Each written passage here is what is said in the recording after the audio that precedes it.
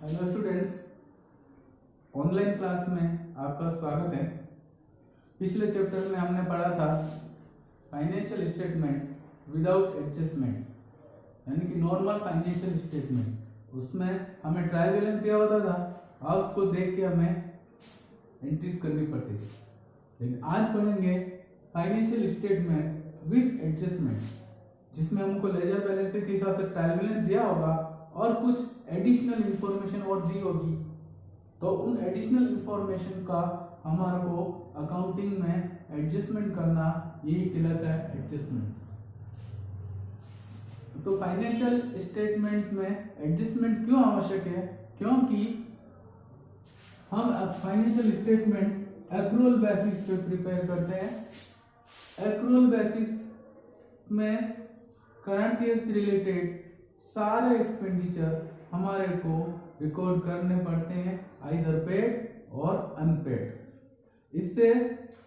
इससे accounting principles और concept जैसे matching concept, revenue recognition concept और पीरियोडिसिटी कॉन्सेप्ट की अनुपालना हो जाती है। तो ऐसी जो एंट्रीज जो हमें ईयर एंड में करनी पड़ती हैं, कुछ एंट्री ऐसी होती हैं जो हमारे को ईयर एंड में ही पास करनी पड़ती हैं। साल भर हम एंट्री पास नहीं करते हैं। कुछ एंट्री ऐसी होती हैं जो हमें ट्रांसफर एंट्री करनी पड़ती है, वो ईयर एंड में होती हैं। कुछ क्लोजिंग एंट्रीज हैं, वो भी ईयर एंड में होती हैं। और कुछ एंट्रीज जो मिस्टेक हो चुकी है पुरानी, उनको रेक्टिफाई करने के लिए भी हम ईयर एंड में एंट्री करते हैं। तो किसी भी प्रकार की कोई मिस्टेक को रेक्टिफाई करना हो, कोई ट्रांसफर एंट्री करना हो, और पर्टिकुलर कुछ एंट्रीज ऐसी हैं जो ईयर एंड में ही पास होती हैं, जैसे प्रोविजन फॉर डिप्रिसिएशन चार्ज करना, interest on capital, interest on drawings, provision for doubtful debts. ये कुछ ऐसी एंट्रीज हैं जो हमारे को ईयर एंड में करनी पड़ती हैं। इन सारी एंट्री को हम ईयर एंड में फाइनेंशियल स्टेटमेंट प्रिपेयर करने के पहले हम इसको कर लेते हैं। इन्हीं को एडजस्टमेंट एंट्रीज बोलते हैं, ताकि हम एग्जैक्ट प्रॉफिट और loss and exact financial position company की और बिजनेस एंटरप्राइजेस की हम कैलकुलेट कर सकें। तो कुछ एडजस्टमेंट हैं जो हम वन बाय वन डिस्कस करेंगे। तो first adjustment is closing stock. Closing stock means goods remained unsold at the end of year is known as closing stock. Closing stock हमें फाइनेंशियल स्टेटमेंट में शो करने के लिए हमारे को कभी कभी दो वैल्यू दे रखी है, कॉस्ट प्राइस और market price. Then it is shown at cost और market price whichever is less. तो कॉस्ट और मार्केट प्राइस में जो दोनों में कम है उसको हमें रिकॉर्ड करना पड़ता है। तो अब उसके लिए हमें क्या एंट्री पास करनी पड़ेगी? क्लोजिंग स्टॉक हमारे एसेट है, तो क्लोजिंग स्टॉक डेबिट होगा और ट्रेडिंग अकाउंट क्रेडिट होगा। क्योंकि क्लोजिंग स्टॉक हम ट्रेडिंग अकाउंट के क्रेडिट साइड में दिखाते हैं। तो क्लोजिंग स्टॉक को फाइनेंशियल स्टेटमेंट बनाते समय दो हमें प्रोविजन ध्यान रखना पड़ता है। First, if closing stock is given in adjustment, अगर क्लोजिंग स्टॉक ट्रायल बैलेंस के अंदर नहीं दिया है, एडजस्टमेंट में दिया है, एडिशनल इंफॉर्मेशन में दिया है, तो आपको एडिशनल इंफॉर्मेशन में जो भी एडजस्टमेंट दिया है उसको आपको मिनिमम दो जगह पे आपको शो करना होता है। तो क्लोजिंग स्टॉक फर्स्ट तो ट्रेडिंग अकाउंट के क्रेडिट में शो करेंगे या बाय क्लोजिंग स्टॉक, जो भी प्राइस होगी उसको शो कर देंगे। और दूसरा, बैलेंस शीट में, इफेक्टिव बैलेंस शीट में हम एसेट साइड में शो करेंगे क्लोजिंग स्टॉक, कॉस्ट और market price whichever is less, जो भी हमें दिया होगा हम शो करेंगे। अब दूसरी कंडीशन ये होती है कि क्लोजिंग स्टॉक को ट्रायल बैलेंस के अंदर शो कर रखा है।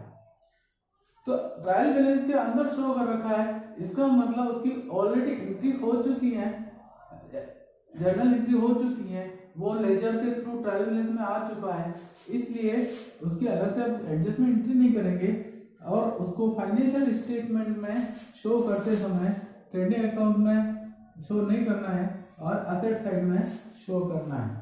जो ट्रायल बैलेंस के अंदर गिवन आइटम्स हैं उनको हम फाइनेंशियल स्टेटमेंट बनाते समय एक ही जगह पे हम शो करेंगे और ट्रायल बैलेंस के जो आउटर साइड में बाहर जो चीजें दे रखी है, आइटम्स दे रखी हैं, उनको हमें मिनिमम 2 जगह शो करना है।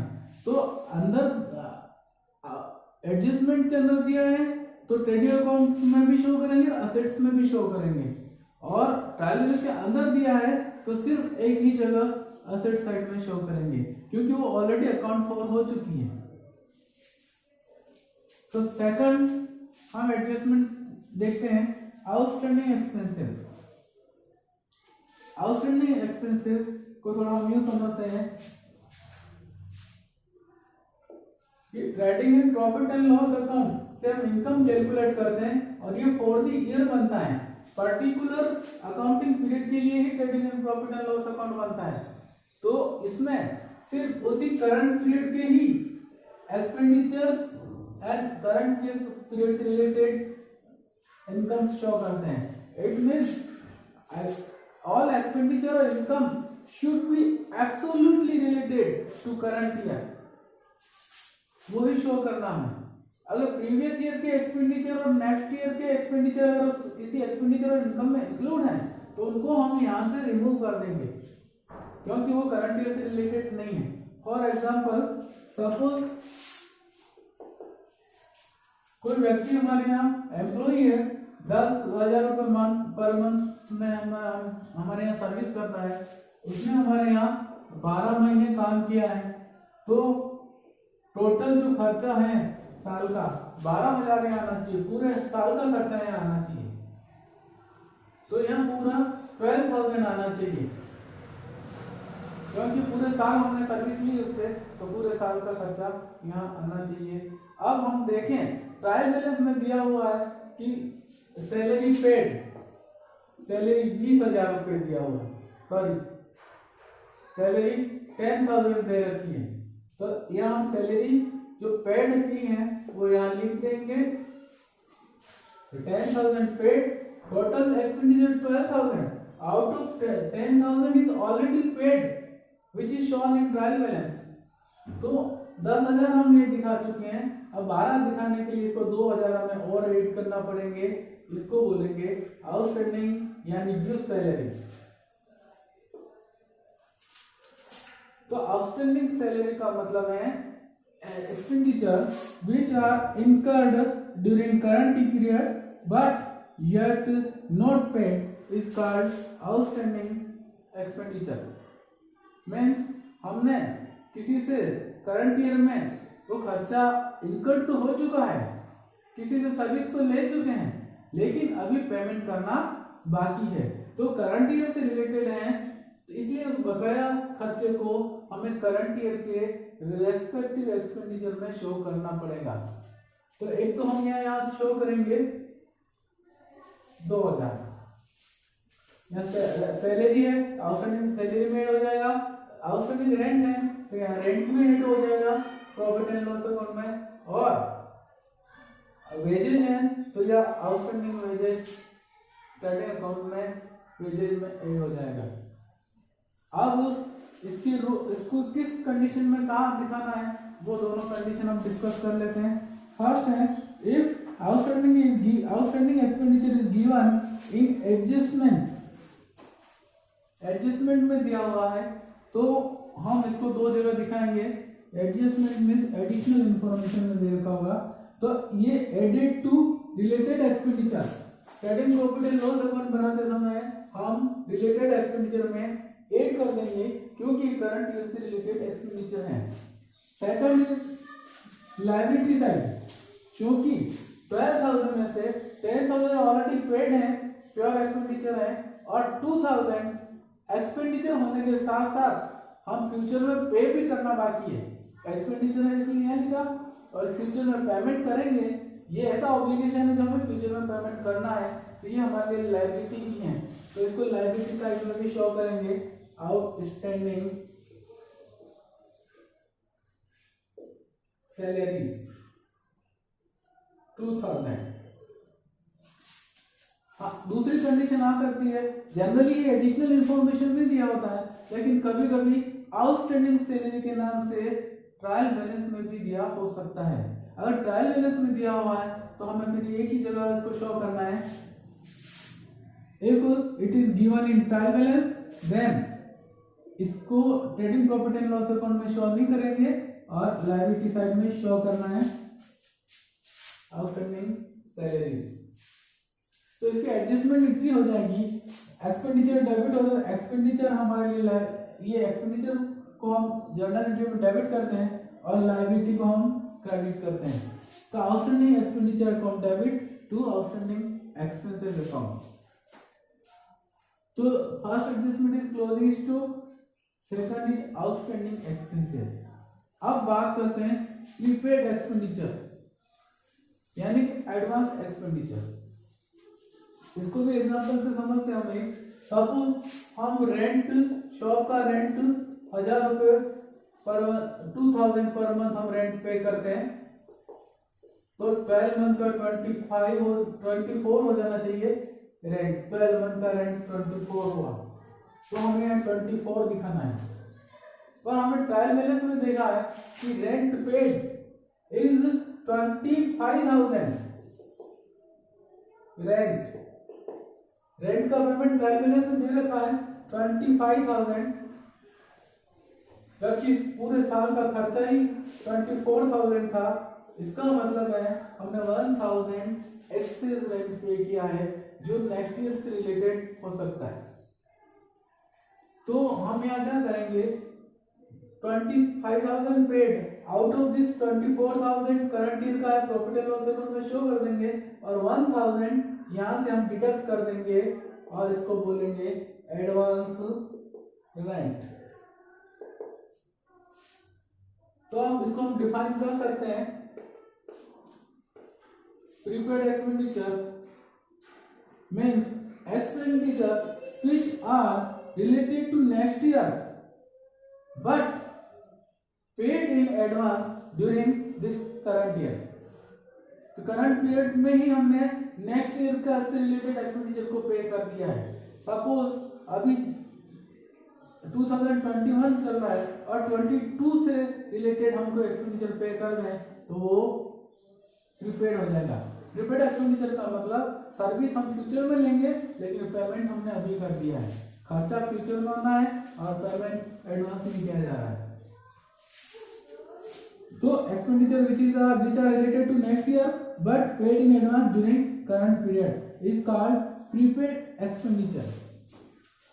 इसको अनएक्सपायर्ड एक्सपेंडिचर भी बोलते हैं क्योंकि अनएक्सपायर्ड का एक्सपेंडिचर का मतलब कोई भी हमने पेमेंट किया और उसकी यूटिलिटी एक्सपायर हो गई है तो वो तो खर्चे में आ जाएगा, लेकिन पेमेंट हम कर चुके हैं और उसकी यूटिलिटी अभी एक्सपायर नहीं हुई। हम नेक्स्ट इसका बेनिफिट हम नेक्स्ट पीरियड में, आने वाले पीरियड में हम उसका बेनिफिट लेंगे, इसलिए इसको अनएक्सपायर्ड एक्सपेंडिचर बोलते हैं। अब इसको ये भी दो तरीके से दिया होगा। First, if it is given in adjustment, और प्रीपेड एक्सपेंडिचर को एडजस्टमेंट में दे रखा है तो इसको दो जगह करेंगे, deducted from related expenditure and trading profit and loss account. तो हमने ये किया है, रेंट में से प्रॉफिट एंड लॉस अकाउंट में से माइनस कर दिया है। अगर एडवांस वेजेज रेंट वेजेज होगी तो ट्रेडिंग अकाउंट में से माइनस करेंगे। जो एक्सपेंडिचर जहां आता है वहां उसको माइनस करना है। Rent profit and loss account में रिकॉर्ड करते हैं, इसलिए इसको यहाँ हम माइनस करेंगे प्रॉफिट एंड लॉस अकाउंट में और लिखेंगे प्रीपेड एक्सपेंसेस, प्रीपेड रेंट। दूसरा, अब दूसरी जगह कहाँ शो करना है इसको, एक तो हमने करंट ईयर से रिलेटेड नहीं था इसलिए 1000 रुपये से हटा दिया। अब इसको हटा दिया तो कहीं तो लिखना पड़ेगा हमें। तो हमने कोई एडवांस पेमेंट किया है जो हम वापस चाहें तो ले सकते हैं, वापस कैश में कन्वर्ट कर सकते हैं, इसलिए इसको हम असेट में शो करेंगे। ऐसा कोई भी अमाउंट जो फ्यूचर में कैश में कन्वर्टेबल है वो असेट्स कहलाती है। तो यहाँ शो करेंगे प्रीपेड रेंट 1000। तो एडजस्टमेंट में दे रखा है यानी एडिशनल इंफॉर्मेशन में दे रखा है, तो एक तो यहाँ शो करना है और एक रिलेटेड एक्सप्लेनेशन में से लेस करके शो करना है। अब अगर ये बाहर ट्रायल बैलेंस के अंदर दे रखा है, if it is given in trial balance, अगर इसको ट्रायल बैलेंस में दे रखा है तो हम क्या करेंगे, ये यहाँ पर trading profit and loss account में शो नहीं करेंगे, पर बैलेंस शीट में असेट साइड में एक ही जगह शो करेंगे, इसकी एडजस्टमेंट नहीं करेंगे। हाँ, अगर एडजस्टमेंट में दे रखा है तो इसकी एडजस्टमेंट एंट्री होगी prepaid expenditure account debit to expenses account. Adjustment entry हम जर्नल वाले चैप्टर में भी ये सारी एंट्री ये वाली एंट्री हम डिस्कस कर चुके हैं। तो आज हमने 3 पढ़े हैं, closing stock, outstanding expenses, prepaid और अनएक्सपायर्ड एक्सपेंसेस। ये 3 एडजस्टमेंट आज हमने पढ़े हैं। आज के लिए इतना ही। अब कुछ एडजस्टमेंट और हैं वो हम नेक्स्ट क्लास में पढ़ेंगे। Thank you.